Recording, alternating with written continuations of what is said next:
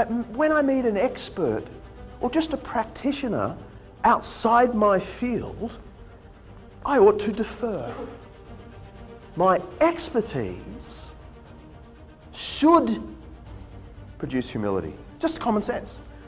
And I know it doesn't, because what happens is we engage in this kind of game of competency extrapolation, right? Because I'm really knowledgeable about one thing, I must be able to try my hand at everything else.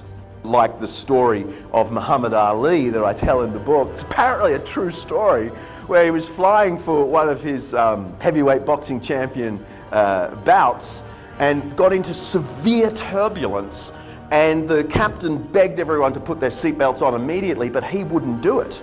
And the stewardess came up and begged him to do it before she took her own seat and said, this could be very dangerous. We're about to enter a bad storm. And he said to her, Superman don't need no seatbelt. And she replied, Superman don't need no plane. That is quick wit. Now, as I understand it, Muhammad Ali became an incredibly humble, self-giving man, but at the height of his powers, he was Superman. That's competency extrapolation.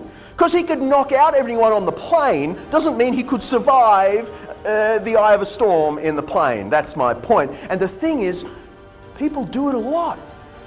Like, let's just imagine, hypothetical scenario, a brilliant professor of biology. Let's place him, say, at, I don't know, Oxford University, who happens to be an atheist. And so he thinks, well, because I'm a specialist in science, I ought to be able to write a book, let me call it, say, The God Delusion or something like that, and try my hand at debunking the whole God thing, because I'm a scientist. I'm sure I'd be able to make brilliant arguments of sociology and anthropology and history and theology and philosophy. Of course, how difficult can those subjects be?